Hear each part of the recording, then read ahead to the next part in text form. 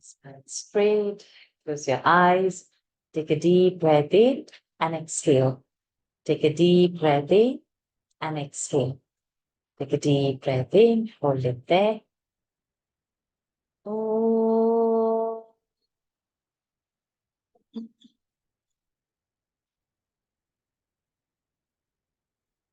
Oh.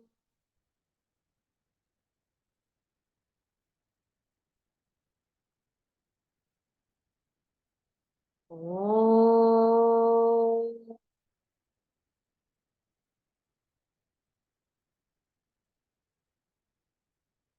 Om Shri Ganeshaya Namaha. Om Shri Saraswatyai Namaha. Om Shri Gurubhyo Namaha. Samasta Jana Kalyane Niratam Karunamayam Namami Chinmayam Devam Sadgurum Brahma Vidvaram Sadgurum Brahma Vidvaram Yo Antah Pravishya Mama Vachamimam Prasuptam Sanjeevayatyakhila Shakti Dharasvadhamna अन्यांश्च हस्तचरणश्रवणत्वगादीन् प्राणान्नमो भगवते पुरुषाय तुभ्यम् प्राणान्नमो भगवते पुरुषाय तुभ्यम् ॐ शुक्लाम्बरधरं विष्णुं शशिवर्णं चतुर्भुजं प्रसन्नवदनं ध्यायेत् सर्वविघ्नोपशान्तये व्यासं वसिष्ठनप्तारं शक्तेः पौत्रमकल्मषं पराशरात्मजं वन्दे शुकतातन्तपोनिधिम् ईश्वरः परमः कृष्णः सच्चिदानन्दविग्रहः अनादिरादिर्गोविन्दः सर्वकारणकारणम् कृष्णं नारायणं वन्दे कृष्णं वन्दे व्रजप्रियं कृष्णं द्वैपायनं वन्दे कृष्णं वन्दे पृथासुतं सच्चिदानन्दरूपाय विश्वोत्पत्त्यादिहेतवे तापत्रयविनाशाय श्रीकृष्णाय वयं नुमः रमापतिपदां भोज परिस्फुरति मानसं सेनापतिमहं वन्दे विश्वक्सेनं निरन्तरं प्रह्लाद नारद पराशर पुण्डरीक व्यासम्बरीश शुक शौनक भीष्मदाल्भ्यान् रुक्माङ्गदार्जुन वसिष्ठ विभीषणादीन् पुण्यानिमान् परमभागवतान् स्मरामि ॐ नमो भगवते वासुदेवाय जन्माद्यस्य यतोऽन्वयादितरतः चार्थेष्वभिज्ञस्वराट् तेने ब्रह्महृदायादिकवये मुह्यन्ति यत्सूरयः तेजो वारिमृदां यथा विनिमयः यत्र त्रिसर्गो मृषा धाम्ना स्वेन सदा निरस्तकुहकं सत्यं परं धीमहि धर्मः प्रोज्झितकैतवोऽत्र परमः निर्मत्सराणां सतां वेद्यं वास्तवमत्र वस्तु शिवदं तापत्रयोन्मूलनम् श्रीमद्भागवते महामुनिकृते किं वा परैरीश्वरः सद्यो हृद्यवरुध्यते प्रकृतिभिः शुश्रूषुभिस्तत्क्षणा निगमकल्पतरोर्गलितं फलं शुकमुखादमृतद्रवसंयुतं पिबत भागवतं रसमालयं मुहुरहो रसिका भुवि भावुकाः यं प्रव्रजन्तमनुपेतमपेतकृत्यं द्वैपायनो विरहकातर आजुहाव पुत्रेति तन्मयतया तरवोऽभिनेदुः तं सर्वभूतहृदयं मुनिमानतोऽस्मि यस्वानुभावमखिलश्रुतिसारमेकम् अध्यात्मदीपमतितितीर्षतान्तमोऽन्धम् संसारिणां करुणयाः पुराणगुह्यं तं व्याससूनुमुपयामि गुरुः मुनीनां नारायणं नमस्कृत्य नरं चैव नरोत्तमं देवीं सरस्वतीं व्यासं ततो जयमुदीरयेत्। कृष्णाय वासुदेवाय देवकी नन्दनाय च नन्दगोपकुमाराय गोविन्दाय नमो नमः। नमः पङ्कजनाभाय नमः पङ्कजमालिने नमः पङ्कजनेत्राय नमस्ते पङ्कजाङ्घ्रये। यस्य भगवताख्या सर्वेषां भक्तिदां नृणां स एव करुणा सिन्धुः बोधितात्मा गुरुर्मम। तस्मै श्री वासुदेवाय धरणीसुररूपिणे उरुवायुपुरेशाय तुभ्यं श्रीगुरवे नमः। शङ्खचक्रगदा पद्मधारिणे गुरुरूपिणे गुरुवायुपुरेशाय वासुदेवाय ते नमः। संसारसागरे मग्नं दीनं मां करुणानिधे कर्मग्राहगृहीताङ्गं मामुद्धर भवार्णवात्। श्रीमद्भागवताख्योऽयं प्रत्यक्ष कृष्ण एव हि स्वीकृतोऽसि मया नाथ मुक्त्यर्थं भवसागरे। मनोरथो मदीयोऽयं सफलः सर्वथा त्वया निर्विघ्नेनैव कर्तव्यः दासोऽहं तव केशव। शुकरूपप्रबोधज्ञ सर्वशास्त्रविशारद एतत् कथा प्रकाशेन मदज्ञानं विनाशय। पीताम्बरं करविराजितचक्रशङ्खं कौमोदकी सरसिजं करुणासमुद्रं राधासहायमतिसुन्दरमन्दहासं वातालयेशमनिशं हृदि भावयामि। वातालयेशमनिशं हृदि भावयामि। ॐ नमो भगवते वासुदेवाय।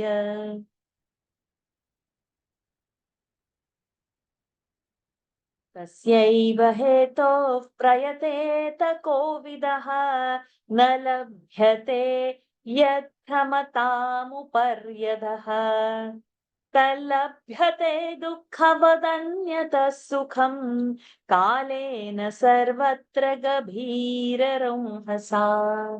Pranams to the Lord. Pranams to all the Mahatmas in tonight's Bhagavad session. We are in the 5th chapter of the first skanda.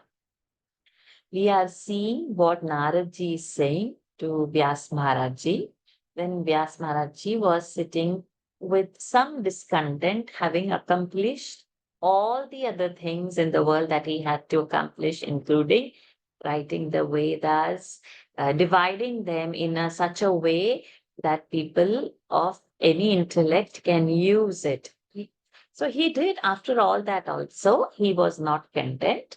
And then Naradji appears, and then Naradji told him that you haven't written Lord's glories, and that's the discontent you are carrying. So in this last row, we have done up till 18 verses. So in the 18th verse, we have seen like the joy that one can get by holding on to the Lord will not be found even if you wander from Brahmaloka to Pataloka. And the joys that you would get from your sense organs, they would eventually, you would get it, like how a dukkha also would come along with it. So this much we have seen in 5th chapter, 18th verse. We continue further from the 19th verse onwards. So those who have to volunteer, please raise your hands.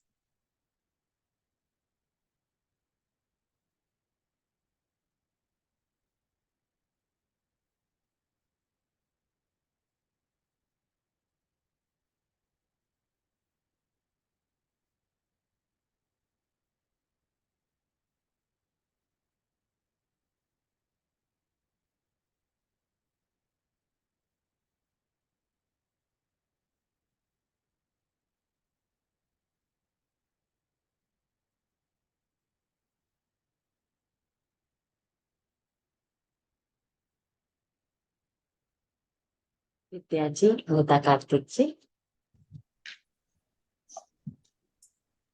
न वै जनो जातु कथञ्चनाव्रजेत्. So ending will be halantatta. The sandhi we open, that will be the. न वै जनो जातु कथञ्चनाव्रजेत् न वै जनो जातु कथञ्चनाव्रजेत् मुकुन्द सेव्यन्यवदङ्ग संसृतिम्. मुकुन्द सेव्यन्यवदङ्ग संस्कृतिम् मुकुन्द सेव्यन्यवदङ्ग संस्मृतिम् स्मरन् मुकुन्दाङ्घ्र्युपगूहनम् पुनः. स्मरन् मुकुन्दाङ्घ्र्युपगूहनम् पुनः स्मरन् मुकुन्दाङ्घ्रयुप स्मरन् मुकुन्दाङ्घ्रुपगूहनं पुनः. Okay, no. Smaran Mukundangri Upaguhanam is the sandhi over there. Angri is ikara and Upaguhas ukara. You get one extra word, extra alphabet here over there, which we will learn probably in next Wednesday's session. So that Mukundangri Upaguhanam. Dhru. Gha, ra, ya. Angri is feet. Mukundangri is Mukunda's feet. Okay, so Mukundangri and Upaguhanam. Mukundangdryupaguhanam. Dryupaguhanam. Who is Dirgha? Dryu Gha is Hasra. Smaran Mukundangryupaguhanam punaha. स्मरन् मुकुन्दाङ्घ्रुह्य Dryu. स्मरन् Mukundangdryu. मुकुन्दाङ्घ्र्युपगूहनं पुनः स्मरन् मुकुन्दाङ्घ्रुपगूहनं पुनः. Gha also and ya also and ra also. स्मरन् मुकुन्दाङ्घ्रुपगूहनं. You are saying gru and we want gru. स्मरन् मुकुन्दाङ्घ्रुपगूहनं पुनः. Gru is like GHRYU. Okay. Grew. Okay, so in English we have grew, right? GREW, past tense of grow. So instead of GR, you put GHR. Grew. And gha into it. Okay. Grew. Okay. Can I repeat again? Yes. Smaran Mukundangrupaguhanam. I think I need to practice. So you got the gru, but that it was lost at guhanam. So gru is one Mahaprana and gu is that Alpa Prana. Mukundang gru, you hold on gru, paguhanam. So it's upaguhanam. Smaran Mukundangrupaguhanam punaha. It will come.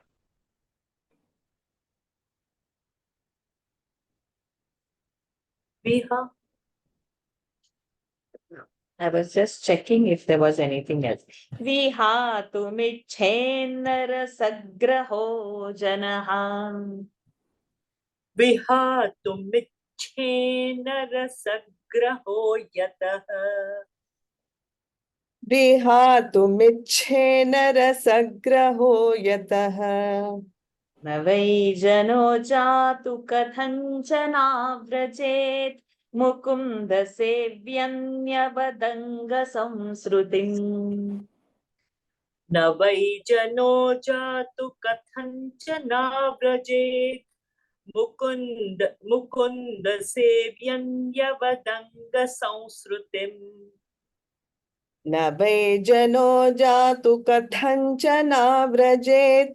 Mukunda सेव्यन्यवदङ्गसंस्मृतिम् स्मरन्मुकुन्दाङ्घ्रिपगूहनं पुनः विहातुमिच्छेन्नरसग्रहो यतः स्मरन् मुकुन्दाङ्घ्र्युपगूहनं पुनः विहातुमिच्छेन रसग्रहो यतः स्मरन् मुकुन्दाङ्घ्रिपगूहनं पुनः विहातुमिच्छेन रसग्रहो यतः न वै जनो जातु कथञ्चनाव्रजेत्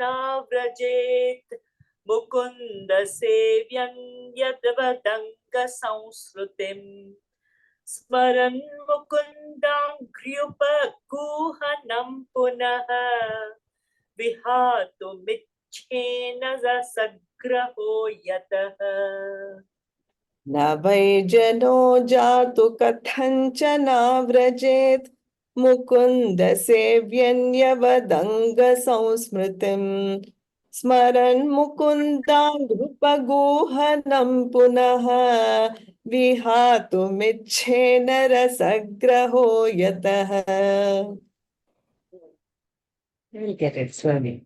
Okay, so now what Naradji continues to say further is, he says, oh dear Vyasa, he says that Mukunda, where is the verse?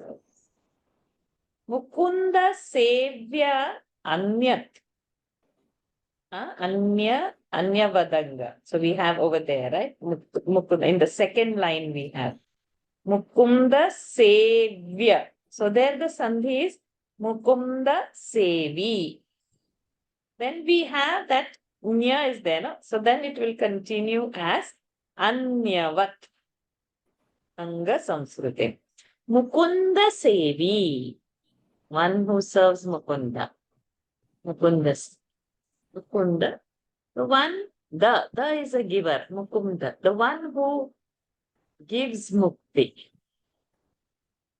So another name for Krishna. So Mukunda Sevi, the one who is serving the Lord. Anyavad. So he will, Samsruti is to fall from where he is. So if, our aim in life is to uplift ourselves. Those who are Mukunda Sevi will not fall, will not downgrade or degrade themselves. Even if they fall, even if Samsruti, even if they fall, even if Kathanchan, by something, by some reason, Kathanchan, we have in that first line, Kathanchan Avrajet. So, Avrajet, by some reason, if they undergo and if they get a fall, but still nothing bad is going to happen. Why? Smaran Mukundangri, having thought of Lord's feet, Punaha again, Vihatum. Vihatum means the desire to leave. Na ichhet. You won't desire to leave Lord. Why? Rasagrahaha janaha. Because they have once tasted the sweetness in Lord's name, sweetness in Lord's feet. So, those who are remembering the Lord, they will never have a downfall. And by any means, something happens and they are falling down, they have a quick method of rebouncing back because in their mind, that sweetness, that previous experience of sweetness is come, so they will not like they will not enjoy, they will not like any other thing in the world. Once you've experienced a sweetness, they don't want. So sweetness over here is not of the material thing. It is of the Lord's feet. So Mukunda Sevi will not fall anytime. And Mukunda Sevi, na ichhet, he will not desire also. Even if he falls, to have something else because he has experienced the rasagraha. He has got caught up in the rasa of the Lord's name. न वै जनो जातु कथञ्चनाव्रजेत् मुकुन्द सेव्यन्त्यवदङ्गसंसृतिम् स्मरन् मुकुन्दाङ्घ्रिपगूहनं पुनः विहातुमिच्छेन्नरसग्रहो जनः.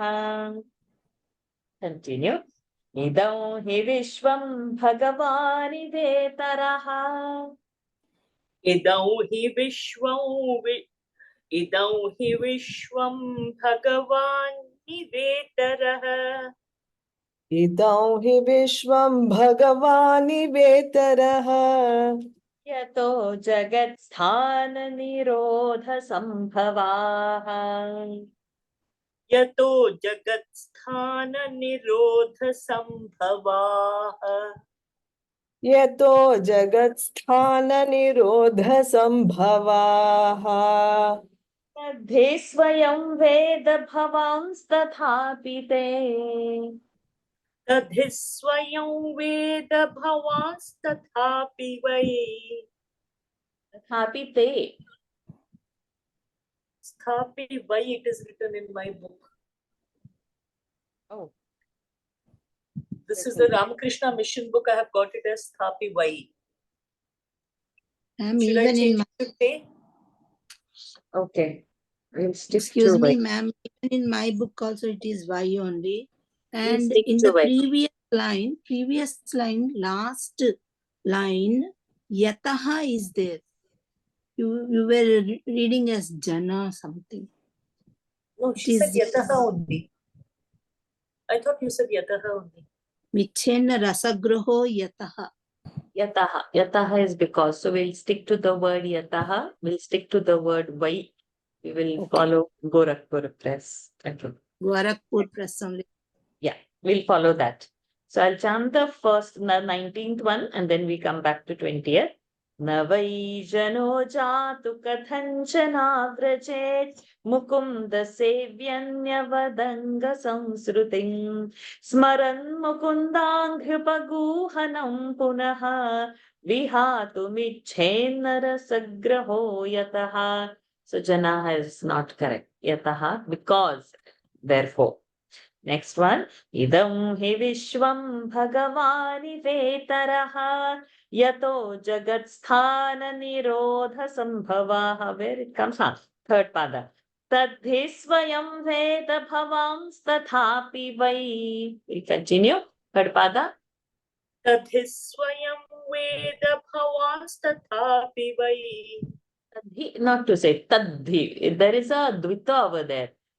Dha and the are conjunct. Tadhi, like tat will have a extra pressure. Vitva.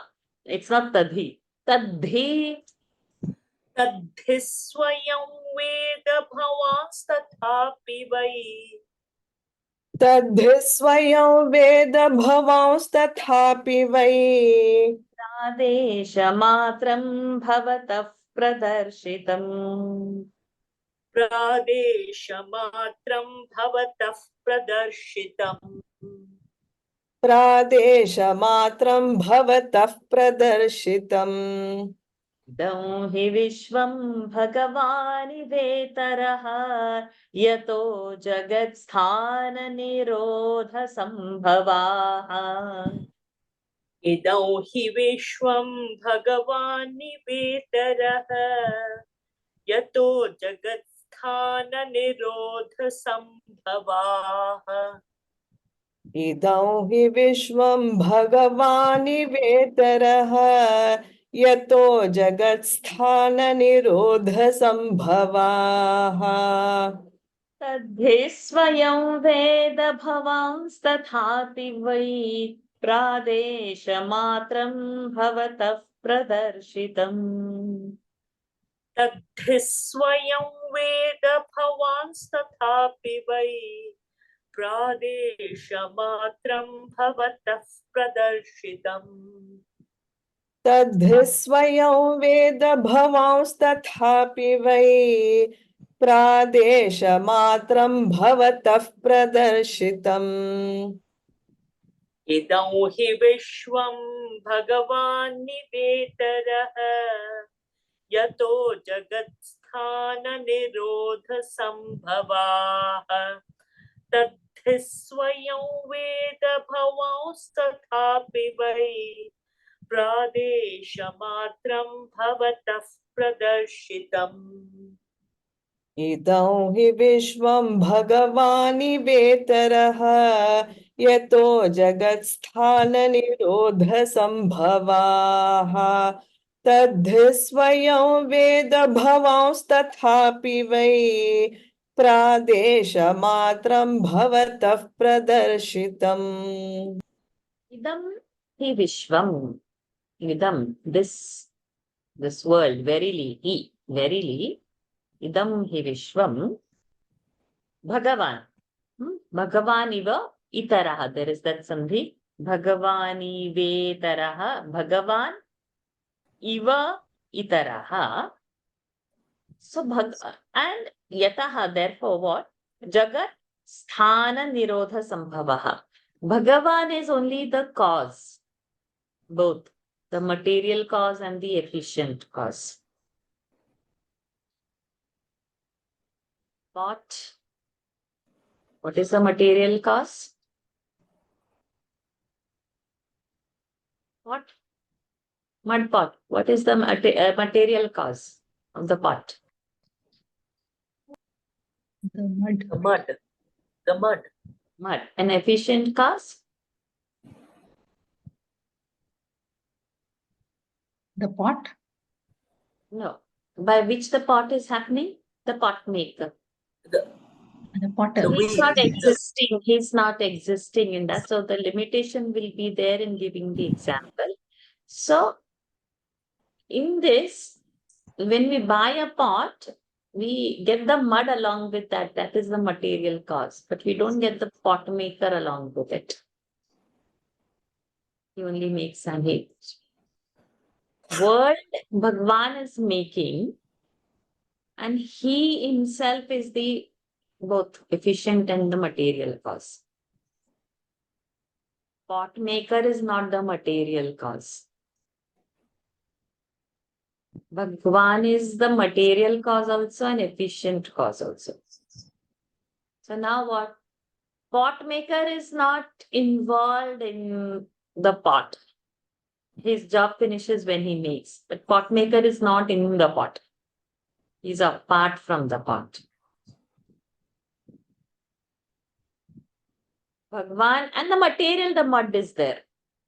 Bhagwan is both the material cause also and the efficient cause. Bhagwan is there also and not a part of it also. Of what? Of the world. And from there, he makes, maintains, and distracts or dissolutes the world. So, Jagat Sthana Nirodha Sambhavaka. And all this, Swayam Veda, all this Bhavan. Where is Bhavan word? Bhavans tathapite. So over there we have that Sandhi, Bhavans, that Anuswara will turn into Halantana. Bhavan, like in Hindi we say aap with respect. Bhavan Veda, you yourself know everything, Naraji is saying to Vyasi. You know everything. Pradesha Matram. I'm just showing you the glimpse, I'm just hinting you. Bhavataha Pradarshitam. To you, I have just Pradarshitam, just showed you some hint. But all this you already know. Naraji is telling this to Vyasji. Everything you know what is about Bhagavan. You know everything. I've just hinted. Means this is from the previous verse onwards, whatever in the last class we saw, Naraji spoke about Bhagwanji. So Naraji just gave some outline, but and all this you know is what he's trying to say. Yeah. Pradesha Matra. Only as a hint and Nirdish. I've just showed this. Idam hi Vishwam Bhagavani Vetaraha Yato Jagat Sthana Nirodha Sambhavaha तद्धि स्वयं वेद भवांस्तथापि वै प्रादेशमात्रं भवतः प्रदर्शितम्. Nikhilaji, you are alone or Shri Hariji is also there? I'm alone, Maharshiji. Nikhilaji and Radha Krishnanji.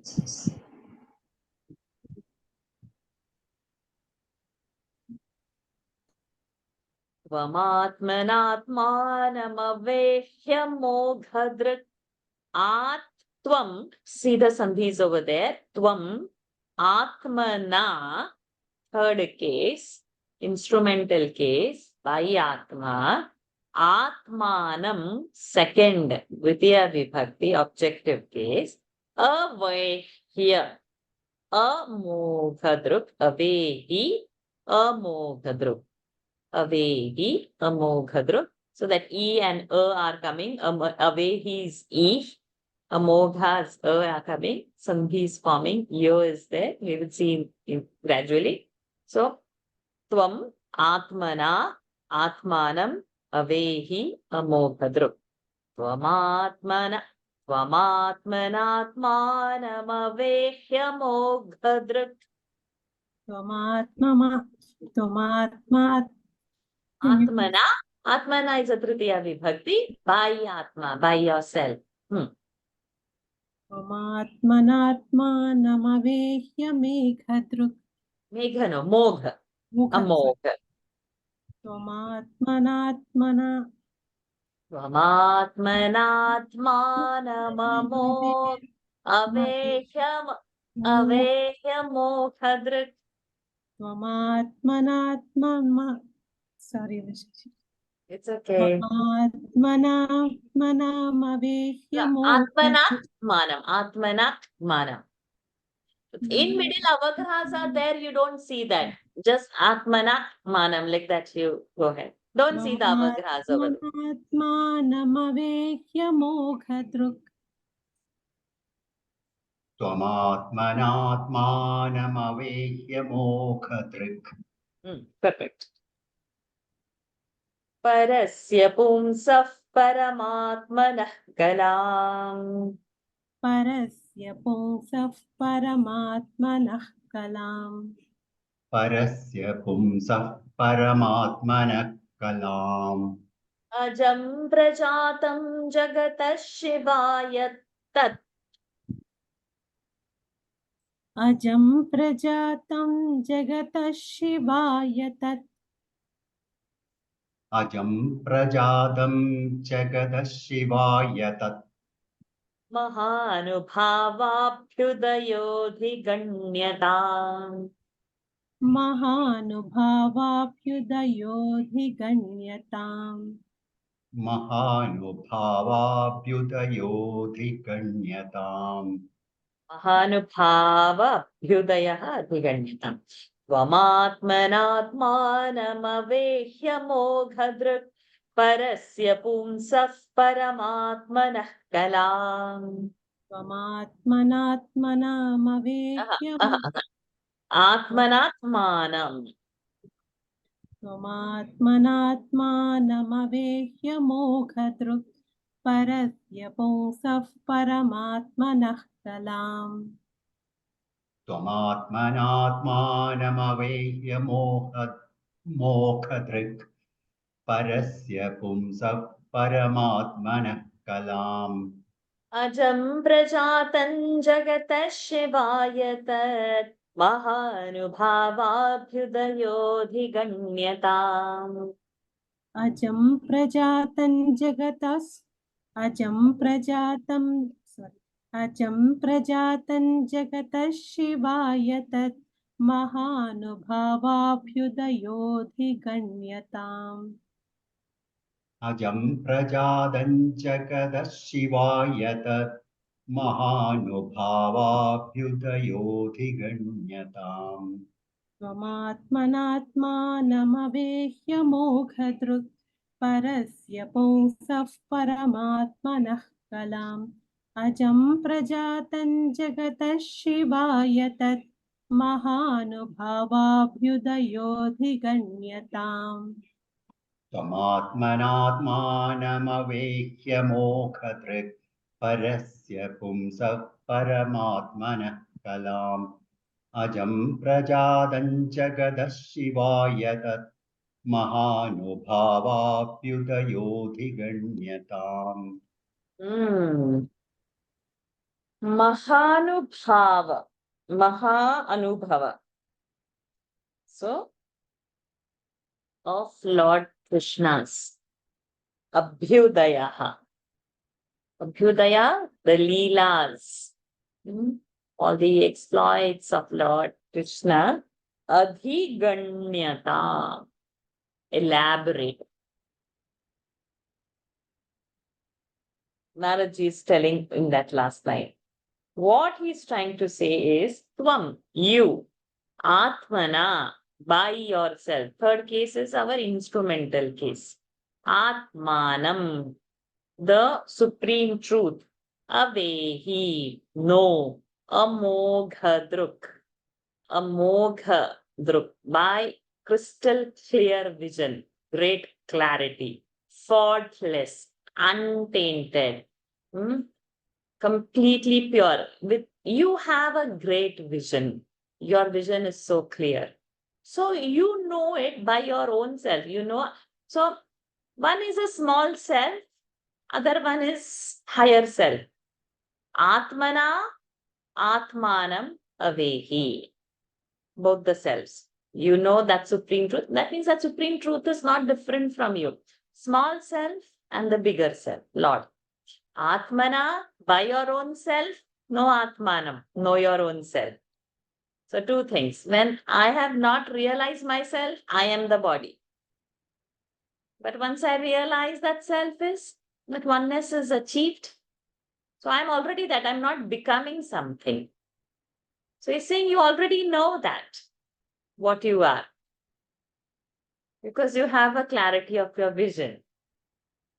That Kalam, that second line, last word is then of Kalam. Kala is a small part. We have no Chandra Kala, moon, small parts, small. So in over here, it's taken as you are that Amsha. You are a part of that. What? Parasya Pumsaha Paramatma. Of that Supreme Paramatma, you know you are that little Amsha, little ray. You are growing from that only. And how is he? So he is unborn and you are born. So though unborn, but now you have taken your body in this world, your job is to describe in great detail what Lord has done. Means you have the vision of that supreme truth, which you are the part. So now that undescribable, that unborn, you have to elaborate is what Naraji is trying to say, Vyasji. Because Vyasji has not elaborated Lord. Vyasji has done Vedas, he spoke about Dharma, he did everything, but he has not spoken about the Lord. And here Naraji is describing him that you know everything, you are the part of the Lord, and now you have taken up this body, you are in this form, though unborn, but the purpose of this body is to describe, and you go ahead and describe Lord Adhiganyatam, Vistar. You know, it's like in its completeness, in great details. You expand and you describe is what Naraji is trying to tell Vyasji. So Vyasji is not knowing where he is not getting this kind, why he is not fully satisfied. So Naraji is using various verses over here to tell Vyasji that Bhagavad Katha has not happened. The Lord's descriptions in the form of his Leelas have not yet come. Ajahn and all, okay, everything is fine, but Lord's Janma, Lord's Leelas as his child, everything needs a description. So Naraji is saying, please go and describe. Vamatmanatmanamavehya moghadrak parasya pumsah paramatmanah kalam ajam prajatam jagatash shivaya tat Mahanubhavabhyudayodhiganyataam. Did I use a different word in between? Yeah, I didn't say Tanuswar, I think. Ajam prajatan jagata shivaya tat mahanubhavabhyudayodhiganyatam. Continue. Idam hi pumsas tapasashrutasya va pumsas sakara. Tapasash, because visarga shakara. Sa and sha not to make. Shruta is sha and ra. So visarga will become sha over there. Idam hi pumsastapashashrutasya va. Idam hi pumsastapasashrutasya va. idam hi pumsastapasashrudasya va Svishtasya suktasya cha buddhidattayoho. Vishtasya suktasya cha buddhidattayoh. swishtasya suktasya cha buddhidattayoः Avichyutorthah kavibhirnirupitah. Avichyutortah kavibhirnirupitah. अविच्युतोऽर्थः कविभिर्निरूपितः Yaduttama-shloka-gunanuvarnanam. Yaduttamashlokagunanuvarnanam. यदुत्तमश्लोकगुणानुवर्णनम् Idam hi pumsastapashashrutasya va. Idam hi pumsastapasashrutasya va. Svishtasya suktasya cha buddhidattayoho. Idam hi pumsastapasashrutasya va. Vishtasya suktasya cha buddhidattayoh. इदं हि पुंसस्तपसश्रुतस्य वा स्विष्टस्य सूक्तस्य च बुद्धिदत्तयोः Avichyutorthah kavibhirnirupitah. Yaduttama-shloka-gunanuvarnanam. Avichyutortah kavibhirnirupitah yaduttamashlokagunanuvarnanam.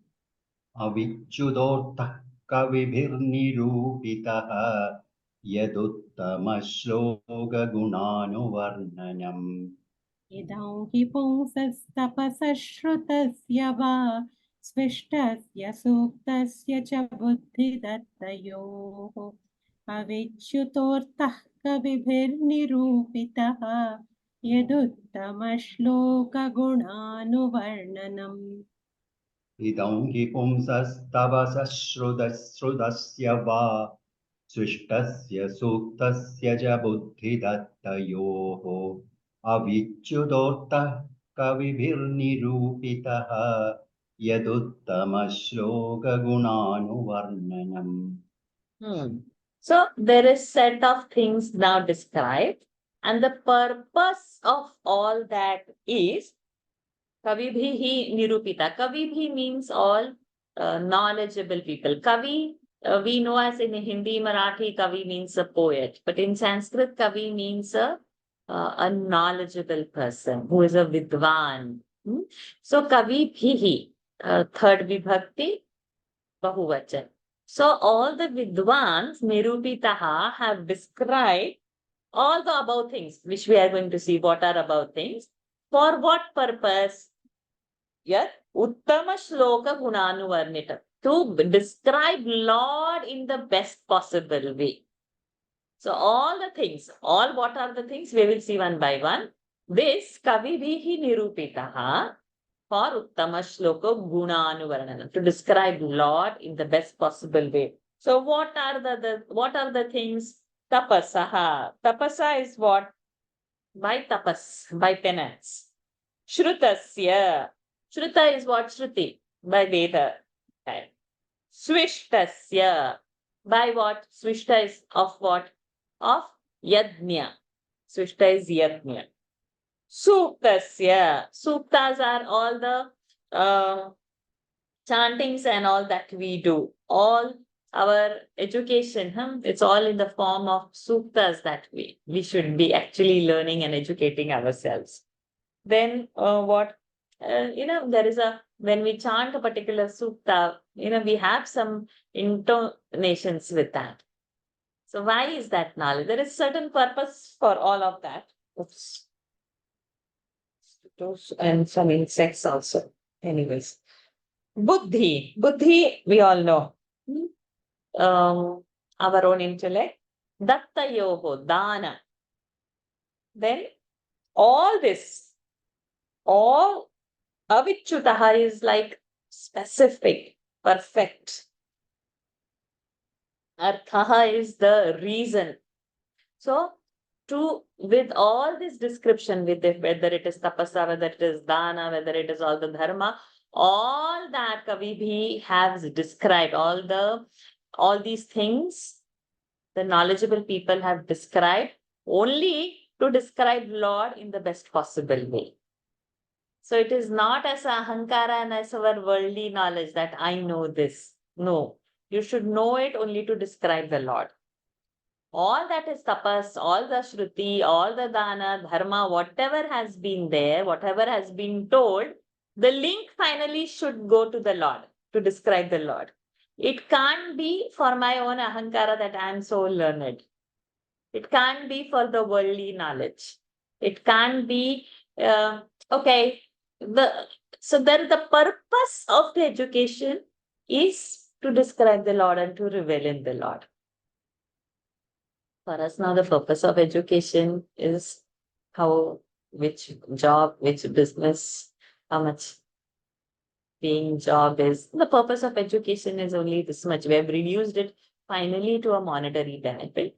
We have not thought the education is for our own evolvement. Somewhere we should evolve higher in the spiritual sense. Our evolvement we understand only through the monetary. If I had some small car, now I need a bigger car.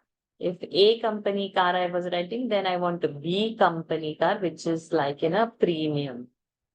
This house I had probably in some apartment, but now I need a landed property.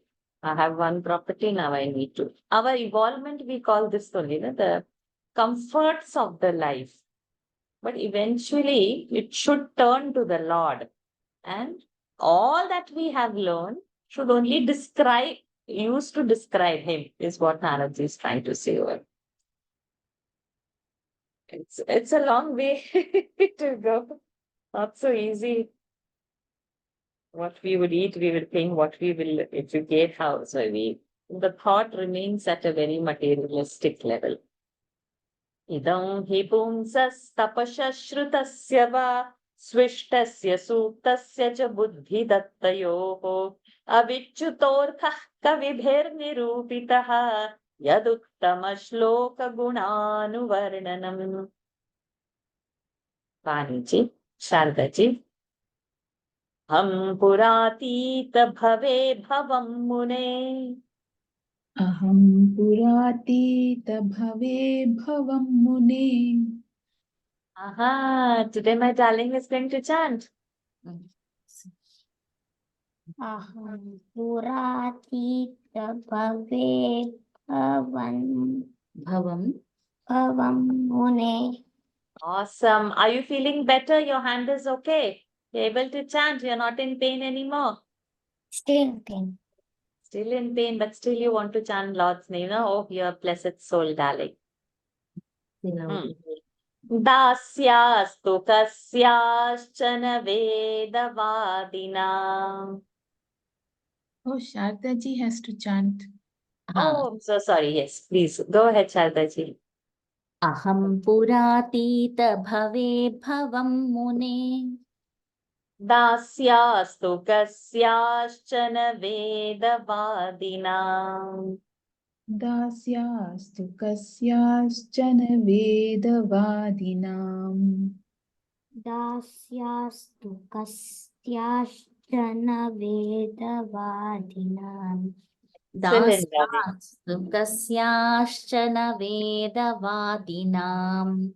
निरूपितो बालक एव योगिनाम् निरूपितो बालक एव योगिनाम् निरूपितो बालक एव योगिनाम् निरूपितो बालक एव योगिनाम् शुश्रूषणे प्रावृषि निर्विवक्षताम् शुश्रूषणे प्रावृषि निर्विविक्षताम् शुश्रूषणे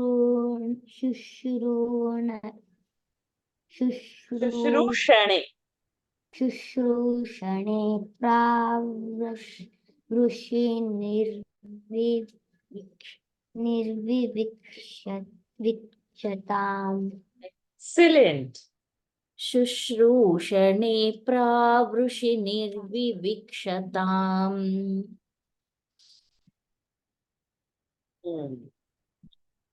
Aham Purati. So Aham Purati, Aham over here, Naraji is describing about what was he in the past.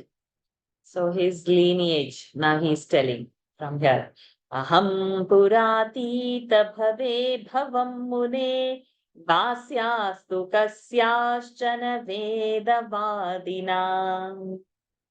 अहं पुरातीत भवे भवं मुने दास्यास्तु कस्याश्चन वेदवादिनाम् अहं पुरातीत भवे भवं मुने दास्यास्तु कस्याश्चन वेदवादिनाम् अहं पुरातीत भवे भवं मुने दास्यास्तु कस्याश्चन वेदवादिनाम् निरूपितो बालक एव योगिनाम् शुश्रूषणे प्रावृषि निर्विविक्षताम् निरूपितो बालक एव योगिनां शुश्रूषणे प्रावृषि निर्विविक्षताम्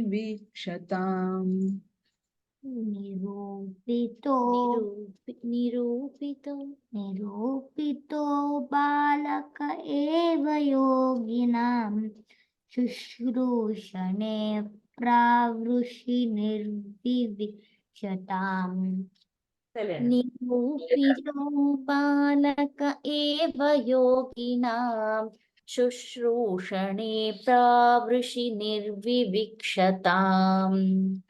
अहं पुरातीत भवे भवं मुने दास्यास्तु कस्याश्चन वेदवादिनाम् निरूपितो बालक एव योगिनां शुश्रूषणे प्रावृषि निर्विविक्षताम् अहं पुरातीत भवे भवं मुने दास्यास्तु कस्याश्चन वेदवादिनां निरूपितो बालक एव योगिनां शुश्रूषणे प्रावृषि निर्विविक्षिताम् Excellent. Excellent. Bless you abundantly. What the age to start Bhagawat. अहं पुरातीत भवे भवं मुने दास्यास्तु कस्याश्चन वेदवादिनां निरूपितो बालक एव योगिनां शुश्रूषणे प्रावृषि निर्विविक्षताम् Say the first line. अहं पुरातीत भवे Puratita. अहं पुरातीत भवे भवं मुने दास्यास्तु कस्याश्चन वेदवादिनां निरूपितो बालक एव योगिनां शुश्रूषणे प्रावृषि निर्विविक्षताम् Only that first line tune you said it as it. The rest pronunciation is perfect. Okay, so now Naradji begins to tell. So next few verses we will see what was Naradji's history of the past, who was his ancestors, what had happened. So Puratitaha, in the earlier some generation, sometime in some previous time, Abhavam Munehe Dasyaha. So Mune, he is addressing to Vyasji, O Muni, Abhavam, to whom? To Dasyaha, to a Dasi, to a maid, who means he was born, Abhavam, to a Dasi. He was born to a maid. And that Dasi, that maid, Kasyaschana, to some Vedavadina, she was a maid to them. She was serving some Vedavadina. She was serving some knowledge people, the ones who are chanting Vedas, the Brahmanas. She was, for some Brahmanas, she was serving. And aham pura, sometime in my some life, Bhavam Dasyaha. To that Dasi I was born. Naradji is telling. Muni. Muni is Vyasji, to Muni. Nirupito balaka eva yogina shushrushane. Shushrusha, to serve. So I was serving and I was appointed as a child to serve Pravrushi. Pravrut Kala is the Varsha Rutu Kala. So if we take India's the geographical place, then our Varsha Kal begins somewhere in June. We have June, July, August, September, around that. Corresponding, it may not be like exact like that, but corresponding. So during that Kala, we have something called as Chaturmasa, where so many people take so many vratas, and especially the sannyasis and all the gurus, they have got certain things to follow. So during that Pravrut time, during that Pravrushi, so in that Chaturmasa time, in that rainy season time, in that Pravrut time, Nirvivikshatam. So Nirvivikshatam, staying with them, he was Sushrushane. He was as a balaka, as a child, he was serving those Vedavadinas, those Brahmanas, along with his mom.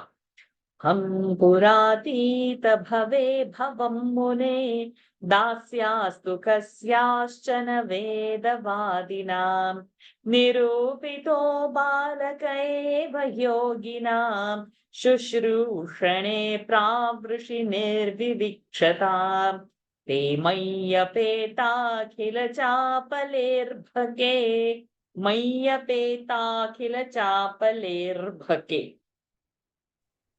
ते मय्यपेताखिलचापलेर्भके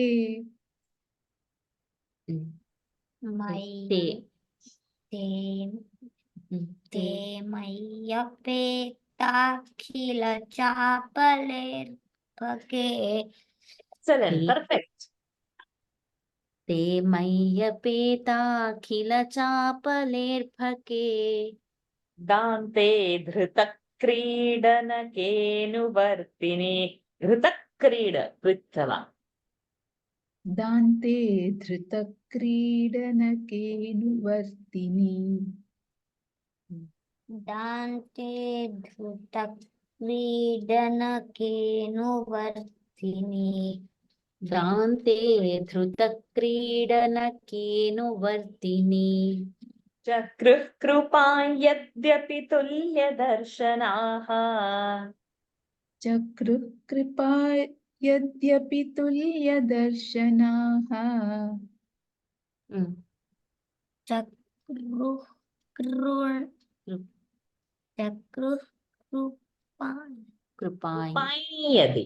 चक्रुः कृपायित्यपि तुल्यदर्शनाः. चक्रुः कृपां यद्यपि तुल्यदर्शनाः शुश्रूषमाणे मुनयोल्पभाषिणी. शुश्रूषमाणे मुनयोल्पभाषिणी शुश्रूषमाणे मुनयोल्पभाषिणी. शुश्रूषमाणे मुनयोऽल्पभाषिणी ते मय्यपेताखिल चापलेर्भके दान्ते धृतक्रीडनकेऽनुवर्तिनि ते मय्यपेताखिलचापलेर्भके दान्ते घृतक्रीडनकेऽनुवर्तिनि ते मय्यपेताखिलचापलेर्भके दान्ते धृतक्रीडनकेऽनुवर्तिनि ते मय्यपेताखिलचापलेर्भके दान्ते धृतक्रीडनकेऽनुवर्तिनि चक्रुः कृपां यद्यपि तुल्यदर्शनाः शुश्रूषमाणे मुनयोऽल्पभाषिणी चक्रुः कृपाय यद्यपि तुल्यदर्शनाः शुश्रूषमाणे मुनयोऽल्पभाषिणी चक्रुः कृपायित्यपि तुल्यदर्शनाः शुश्रूषमाणे मुनयोऽल्पभाषिणी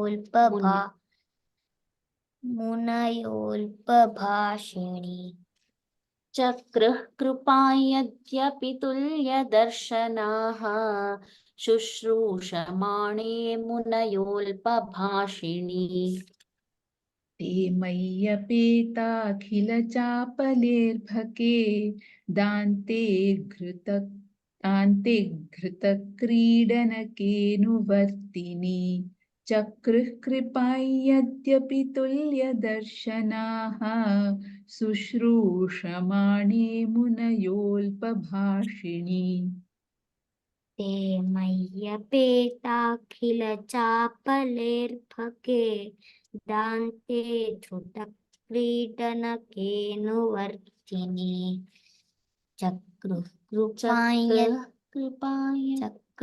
कृपायत्यपि तुल्यदर्शनाः शुश्रूषमाणे मुनयोऽल्पभाषिणी. Excellent, my dear. You just brought such joy to today's class. Amazing clarity, parents. It's not easy, and you've done it so easily. Yes. ते मय्यपेताखिलचापलेर्भके दान्ते धृतक्रीडनकेऽनुवर्तिनि चक्रुः कृपां यद्यपि तुल्यदर्शनाः शुश्रूषमाणे मुनयोऽल्पभाषिणी. Now what happens over here? Chakruhu is past tense, means they did. Krupa means they showered grace. Yadyapi, even though. Tulya darshana. Tulya, same. Darshana, same. They were seeing oneness in everything. But yet, they treated me specially. They, in me, apeta, akhila, chapale, arbhake. Arbhaka is a child. Though I was a child, I was not like other kids. You know, how kids are, they self-entertain themselves by playing, jumping here and there. Yes, Srivas, right? Climbing the window, going under the cot, everywhere, no, all over the house you run, right, Srivas? So when Naradji was child, he was not running around like that. Naradji is telling. And so see, Dante, Adhrita Kridanake, Adhrita. Not, he was not engaged, Kridanake, in all sorts of, childish pranks and activities and all. And he was serving, Shushrushamane, while he was serving. And all the munis, Alpa Bhashane also. He was not talking also much. Srivas, I really wonder when you stop talking, no? We have to tell you. And now today's class, you've done so very well. Probably that hand, that fracture and your cast on it is making you quiet today. But see how Naraji is saying, I was not talking much, I was not playing much, I was just serving the Munis. So, though Munis had the Tuliya Darshana, they had casted some special grace on me. This is. Shrivas, thank you for joining today. You were so awesome. I hope to see you again and again. Just come and chant 1 or 2 verses anytime. You can go and play. I think I called you back when you were running to play somewhere, right? You can go and continue your play. We are ending the class. So I think we'll stop over here because what happens later, Naraji is going to say in next 5, 6 more verses that with that grace, what turned into Naraji, what happened. We'll see that. Today's class was still slower than the last, I think, from 1920. We did only 6 verses. Never mind. We'll go slow. And any queries in these 6 verses? When the verses become longer and little tougher, it might go slow like this. And when they are shorter and not much, then we might cover more verses. Like earlier, we used to do 10 to 12 verses when we're doing Bhagavatam and all. I think it's all Lord's wish how much we got Shrivas today out of nowhere. Otherwise, he would be enough. Because poor guy's hand is in cast and still he has joy. Okay, any queries in these 6 verses? We'll end today's session and join the daily Gita soon after this. Tomorrow we will not have Vishnu Sahasranam. I'm not sure of the connectivity. I'm leaving tomorrow early morning at 4 a.m. Towards the Trivandrum side for gearing for the Atukala Pongala. So I'm not sure. So to commit, I might put it in the group as well. Otherwise, if it is happening, it happens. Otherwise, it's not happening. So like that. So it's better that I don't make everybody waiting. So we cancel it. Unless somebody wants to take it up. We can just discuss this more. But tomorrow's session, Sunday anyways, I have announced that there's no session happening. But tomorrow's Vishnu Sahasranam is at Alpuri. Okay, so let's end today's session.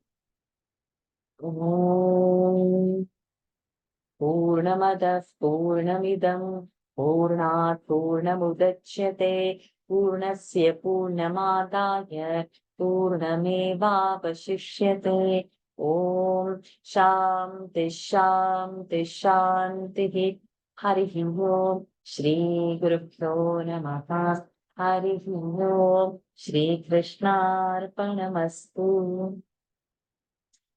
Hari Om everyone. Thank you for Hari joining. Om. Hari Om. Hari Om. Thank Darshan. you. Hari Om Harshad. Hari Om. teacher. Hari Om, my dear child. Bless you abundantly. Get well soon. Okay.